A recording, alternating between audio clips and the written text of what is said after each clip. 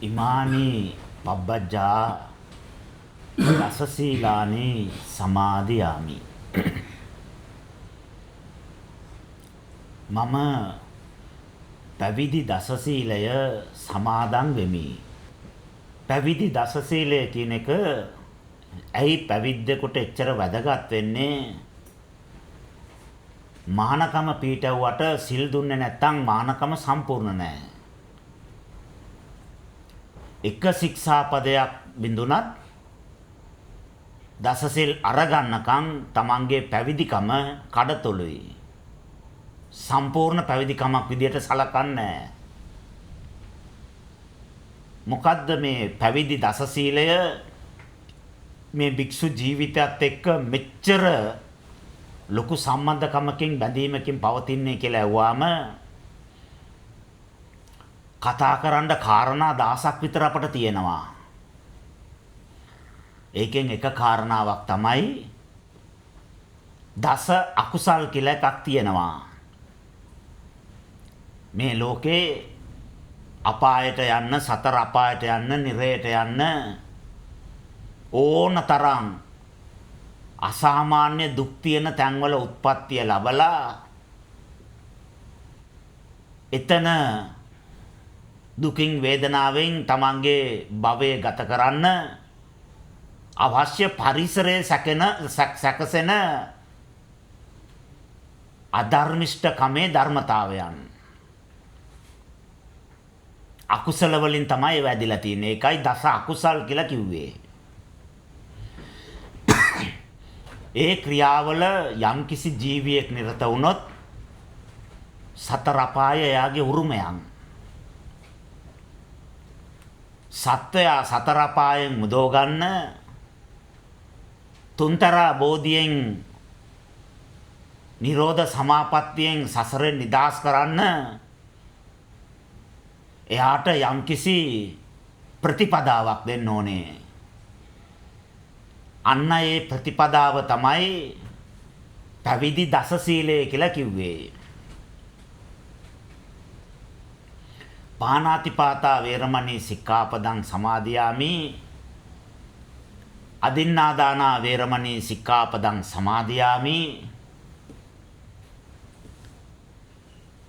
හබ්‍රහ්මචර්යා වේරමණී සික්ඛාපදං සමාදියාමි. මුසාවාදා වේරමණී සික්ඛාපදං සමාදියාමි. සුරාමේරේ මජ්ජපමා දට්ඨානා වේරමණී සික්ඛාපදං සමාදියාමි. විකාල භෝජනා වේරමණී සික්ඛාපදං සමාදියාමි. නච්ච ගීත මාලා ගන්ධ වේරමණී සික්ඛාපදං සමාදියාමි. උච්චාසයන මහාසයන වේරමණී සික්ඛාපදං සමාදියාමි. ජාත රූප රජත පටිග්ගහනා වේරමණී සික්ඛාපදං සමාදියාමි. මෙන්න මේ පැවිදි දස ශික්ෂා පදය අපේ කයට කයත් එක්ක කායානුපස්සනාවත් එක්ක ඍජුව ගනුදෙනු කරන ධර්මතාවයන් කියලා කිව්වොත් තපස්වරු වශයෙන් අපට විරුද්ධ වෙන්න බෑ. මේ කයේ ඉන්ද්‍රියම් මුල් කරගත්තා වූ ඕමෝන් වලින් හේතු කොට ගත්තා වූ යම්කිසි ක්‍රියාපටිපාටියක් තියෙනවා. කායගත ක්‍රියාපටිපාටියන් බුදුරජාණන් වහන්සේ ඒක කායානුපස්සනාව කියලා තමයි දේශනා කරන්නේ. ඉන්ද්‍රිය මුල් කරගත්තා වූ ඕමෝන ප්‍රදාන කරගත්තා වූ නියුරෝන මූලික කරගත්තා වූ ක්‍රියාපටිපාටියන්. දැන් අපිට කාමය පිළිබඳව සිතුවිලි ආවම ඒකට අදාළ හෝමෝන් එක උනන්නේ නැද්ද? ඒ හෝමෝන් එක උනන නිසා මානසිකත්වය විකෘති වෙන්නේ නැද්ද? ඒ විකෘති වෙච්ච මානසිකත්වයට සාපේක්ෂව අනිත් සත්වයාගේ සිතට කයට දුක් කරදර පීඩා ඇති වෙන්න බැරිද? අපගේ ප්‍රජාව බෝ කරන එක සම්බන්ධයෙන් බව ලක්ෂ කෝටි ගාණක් එකතු කරගෙන ආපු තැම්පතු ජහන වලින් අවදි වෙලා විකෘති වෙච්ච මනසින් අසංවර චරිතයක් විදියට සත්වයක් නිර්මාණය වෙන්න බැරිද?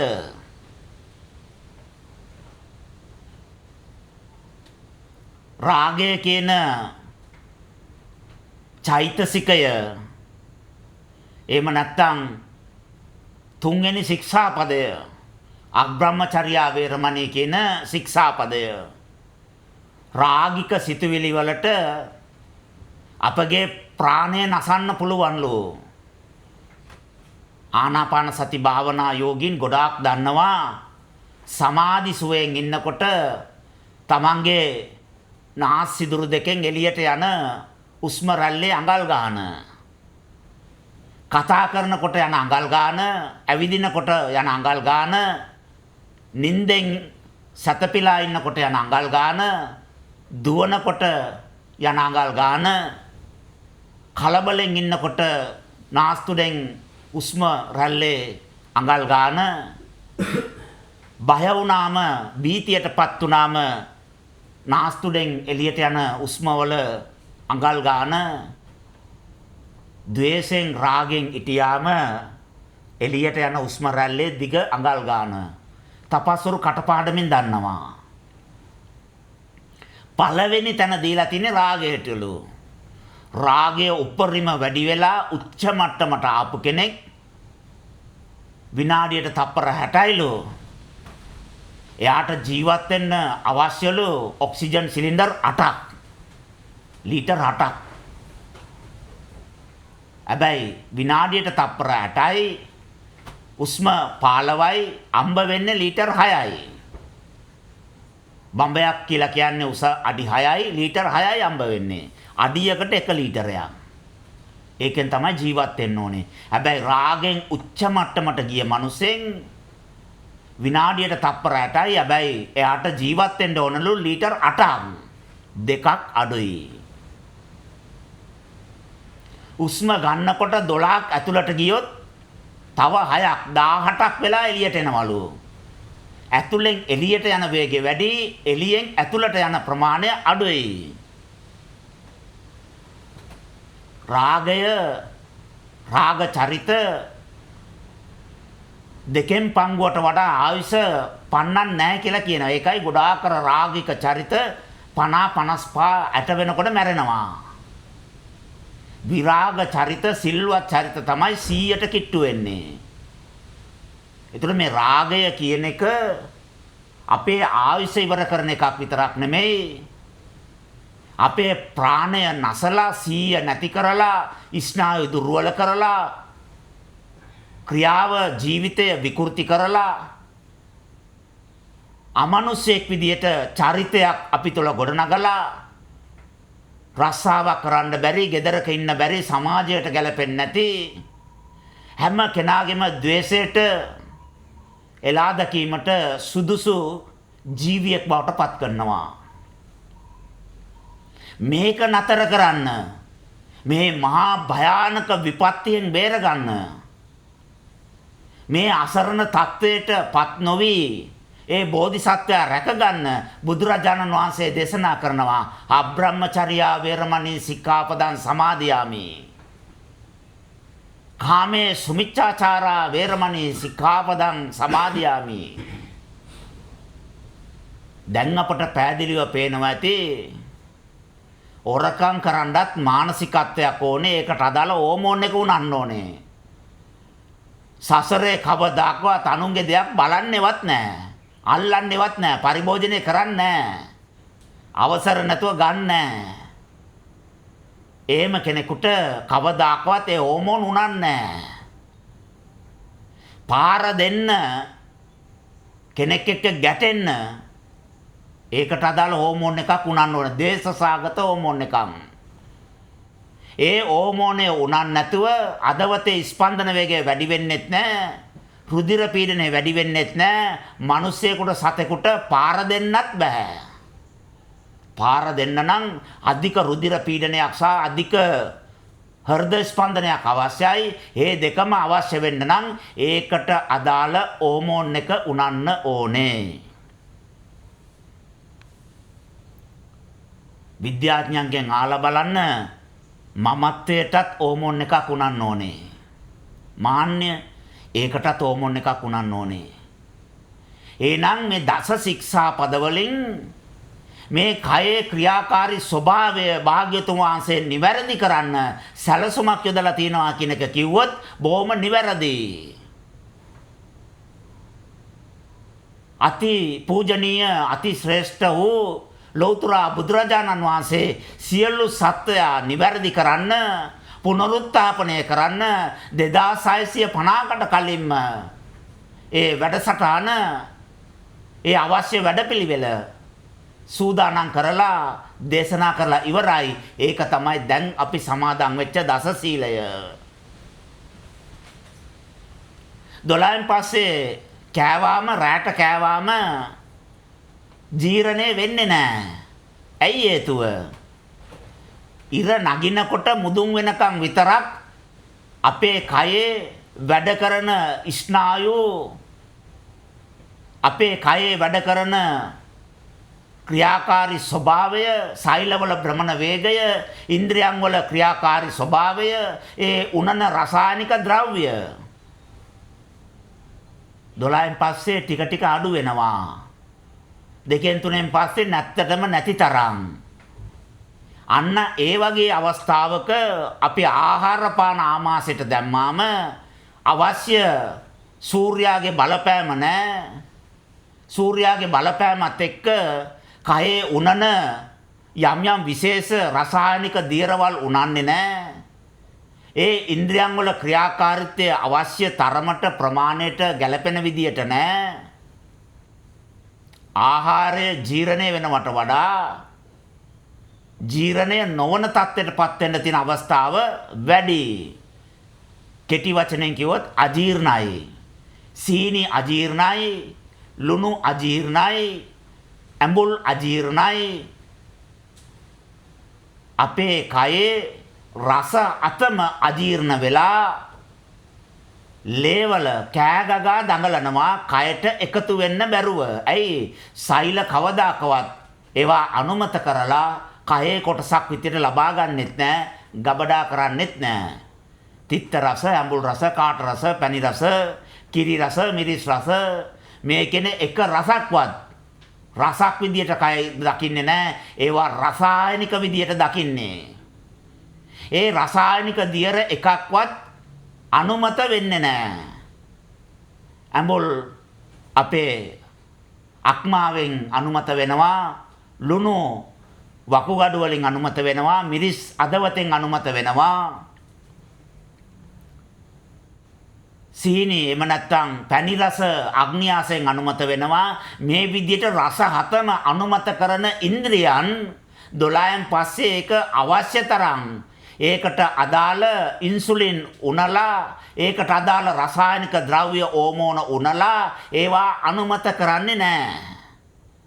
එහෙම වුණාම අපේ කයේ ඒවා තැම්පත් වෙලා මේදේ විදියට, අනවශ්‍ය තෙල් විදියට, අනවශ්‍ය පැණි රස විදියට තැම්පත් වෙලා කය තරබාරු වෙලා ලේනාරවල අධික තෙල් ගබඩා වීමෙන් රුධිරයට ගමන් කිරීමේ අපහසුව ඇති වෙලා අකාලේ අදවත නැවතිලා මැරෙන්න ඉඩ තියෙනවා. බලන්න අනාගතේ අපි අසනීප වෙයි කියලා දැකලා සියලු සත්වයෝ රාහත් බෝධියෙන් පිරිනිවන් පානකම් ප්‍රාර්ථනා කරන බෝධියට පාරමී පුරලා සම්පූර්ණ වෙනකන් ඒ අයව අකල් මරණයෙන් යවන්න බෑ.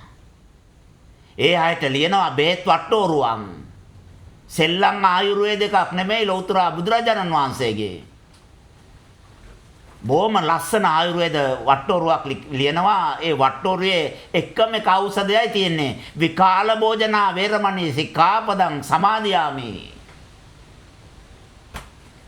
ඒ ආයුර්වේද වට්ටෝරුවේ තියෙන ඒක පිළිපැද්දාම ප්‍රශ්න අඩුයි.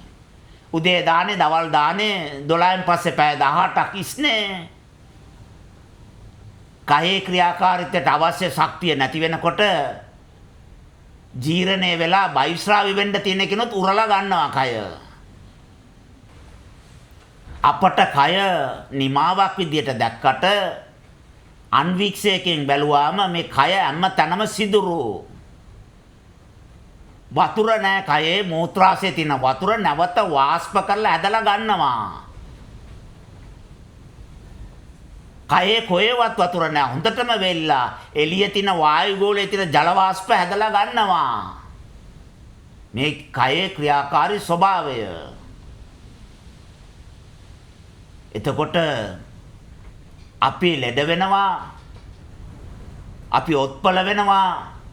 අසනීප ලෙඩ රෝගත් එක්ක ගිලන් වෙච්ච භික්ෂුවකට මාර්ගය වඩන්න බැරි නිසා, ඒ භික්ෂුවගේ පාරමිතාව ඇන හිටින නිසා කොච්චර කල්යාණ මිත්‍ර ඇසුර හම්බ වෙලා සියලු මාර්ගය පිළිබඳව තොරතුරු අත්දැකීමෙන් අවබෝධයෙන් දේශනා කරනු ලැබුවත් වඩා ගන්න විදියක් නැහැ. ධනිස් කැක්කුම, බෙල්ලේ කැක්කුම, කොන්දේ කැක්කුම, අතපය දිගාරින්න බෑ, ඉරි වැටෙනවා. බඩේ කැක්කුම, පපුවේ කැක්කුම, ඉටගෙන ඉන්න බෑ, ඉඳගෙන ඉන්න බෑ. ප්‍රශ්න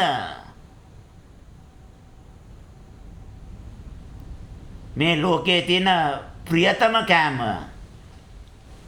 ඊටාම රසවත් කෑම අපට හම්බුණත් කන්න බැරි නම් ශරීර සෞඛ්‍යයට අනුව එම ආහාරය කොට ගන්න තානං නම්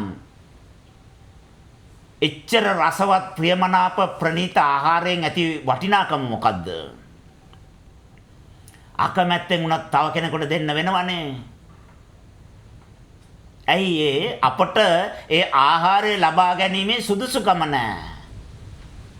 මේ කය දුර්වල වුණොත්, අසනීප වුණොත්, ඔත්පල වුණොත් බුදුරජාණන් වහන්සේම පාළ වෙලා මේ විද්‍යාව දේශනා කරුවත් අපි ආසරණයි, අපිට එකෙන් වැඩක් ගන්න බෑ. ඒ නිසා මේ කය ඊටාම සුරක්ෂිතව පරිස්සම් කරන්න ඕනේ. පුද්ගලයේ සත්‍යයක් නෑ. නමුත් දුක සැප මේ අටලෝ දහම ක්‍රියාත්මක වෙන්නේ මේ කය හරහානේ. දුකයි සැපයි අඳුන ගන්න අපිට තියෙන එකම උපකරණය මේ කයනේ. සතර සටිපට්ඨානේ පළවෙනිම ප ဋ ාණේ මේ කයනේ. ආර්ය අෂ්ටාංගික මාර්ගයේ කොහොම අවබෝධ වුණත් වඩන්න සලායතන ඕනේනේ. ඒක තියෙන්නේ කයේනේ. එහෙනම් මේ කය කියන එක කොච්චර වැදගත්ද භික්ෂුවකට? කයේ ආරක්ෂාව මොනතරම් වැදගත්ද භික්ෂුවකට? ඒ නිසා තමයි බුදුරජාණන් වහන්සේ කල්ැතුව දේශනා කරන්නේ දීර්ඝායස වෙන්න ඕනේ, නිරෝගීමත් වෙන්න ඕනේ. රාහත් වුණාට පස්සේ ආයස අත්තරින්න, ආය සංස්කාරය. හැබැයි එතකන් ඉන්න පාය නිරෝගීමත්ව වඩන්න පුළුවන් වෙලාවට පාන්දර නැගිටින්න, පිණ්ඩපාත යන්න, සීතල වතුරෙන් පැම් පාසු වෙන්න, ඕන තරම් වෙලාවක් උජුං කායම් පරියංකම් වෙලා භාවනා යෝගී වෙන්න.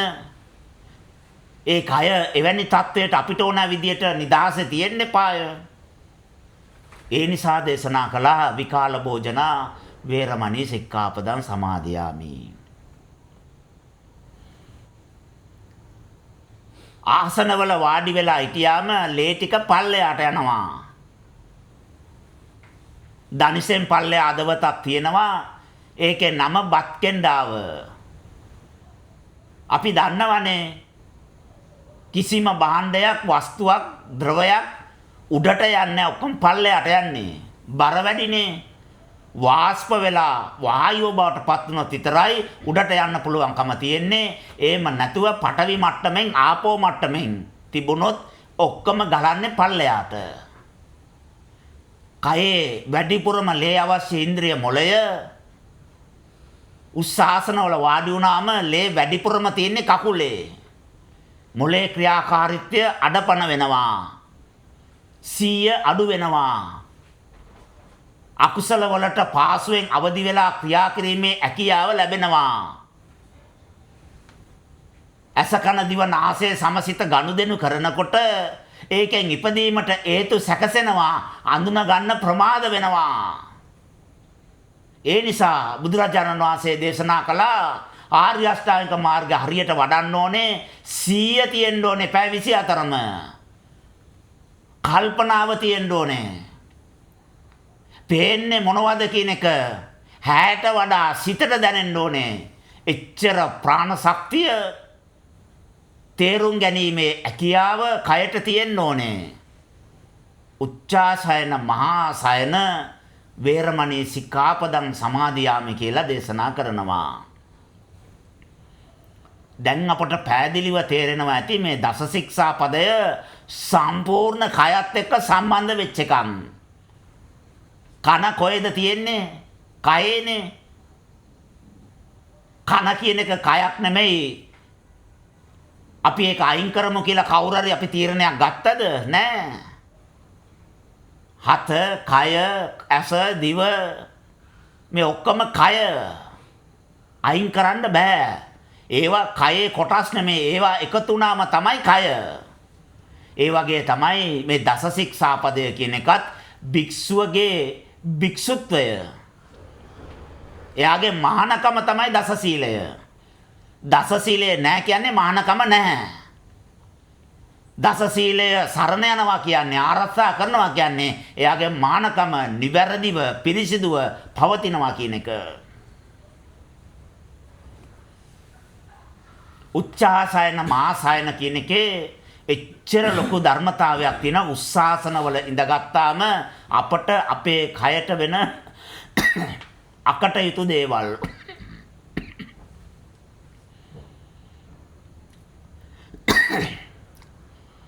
සුවඳවත් දේවල් ඉඹින්න එපා. සුවඳත් එක්ක ගනුදෙනු කරන්න එපා. භික්ෂුවකට සුවඳ අඳුනා ගැනීම ගැළපෙන්නේ නැහැ කියන ශික්ෂාපදයක් අපට දෙනු ලබනවා. ඇයි බුදුරජාණන් වහන්සේ මේකක් දේශනා කළේ?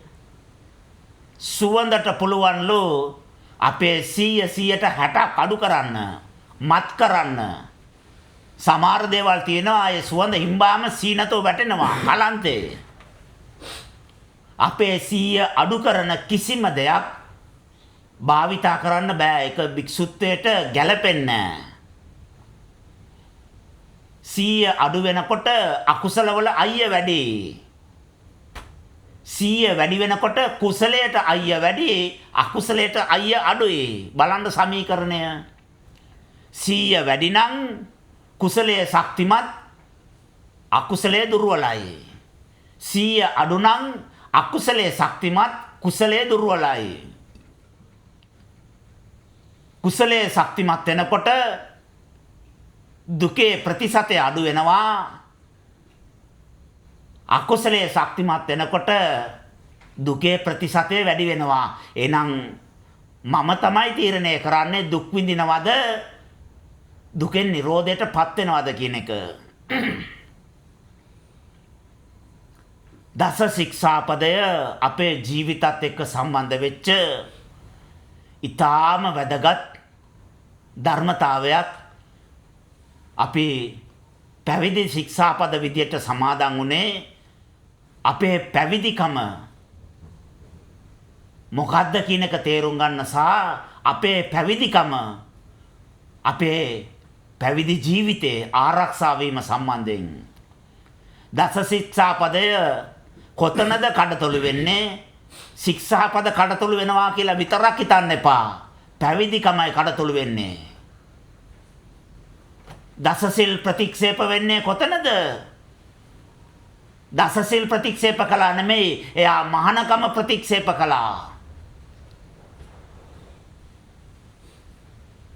ඉමානි පබ්බජ්ජා දසසීලානි සමාදියාමි. පැවිදි දසසීලය පැවිද්දාගේ ජීවිතයත් එක්ක ගලවලා වෙන් කරන්න බැරි තරම් පැවිද්දක් විදියට, පැවිදිකම විදියටම සමාන වටිනාකමකින් යුක්තයි. එින්දා ඒ පැවිදි දස ශික්ෂාපදය නිවැරදිව ආරක්ෂා කරන්න මේ වස්සාන කාලය තුල එක පුංචි ශික්ෂාපදයක් කැඩුනත් නැවත සිල් සමාදන් වෙන්න. මානකම කඩතොළු කරගෙන දන්වල දන්න එපා. පැවිදිකම අපිරිසිදු කරගෙන භික්ෂුන් එක්ක සමාන සංවාසයේ ඉන්න එපා. ඒවා අප්‍රසන්නයි. සම්බුද්ධ ශාසනයේ භික්ෂු පරම්පරාව පිරිහීමේ ලකුණක්. අවංක වෙන්න. නියතමානී වෙන්න. සිතුවිලි වලින් හරි වැඩිහිටි භික්ෂුන් වහන්සේලාට නිନ୍ଦා අපහාස කළා නම්, ද්වේෂයෙන්, පටිගෙන් කටයුතු කළා නම් ඒක වැඩිහිටි ස්වාමීන් වහන්සේ නමකට කියලා සිල් සමාදන් වෙන්න. දවසට 10 පාරක් හරි කමන්නේ සිල් සමාදන් වෙන්න.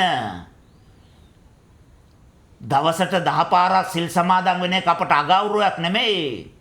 සිල් කැඩෙද්දි සිල්වත් වාගේ හංගගෙන රඟපාගෙන සිව්පසේ අරගෙන සමාන වාසය තුළ වාසය කරනවානේ. ඒක තමයි පිළිකුල් සාගත. ඒක තමයි අපට තියෙන ලොකුම අගෞරවය. අවංක වෙන්න. ශික්ෂාපදයක් කැඩුනොත් සිල් ගන්න ඕනේ. බ්‍රහ්මචර්යාව කැඩුනොත් සිල් ගන්න ඕනේ. මුසාවාදය කැඩුනොත් සිල් ගන්න ඕනේ. ඒ ශික්ෂාපද පැය 24ක් යන්න කලින් අදාළ ආචාර්යයන් වහන්සේට, උපාධ්‍යායන් වහන්සේට විනය සම්බන්ධ ස්වාමීන් වහන්සේට ඒවා දැනුවත් කරලා සිල් සමාදන් වෙලා පැවිදිකම පිරිසිදු කරගන්න ඕනේ. පැවිදිකම ආරක්ෂා කරගන්න ඕනේ. අපිට නිරෝධ සමාපත්තිය වෙනකන් ලොකු ගමනක් යන්න තියෙනවා. ඒ ගමන යන්න අපිට තියෙන කාය ආරක්ෂක යුද කට්ටලය තමයි මේ දස ශික්ෂාපදය.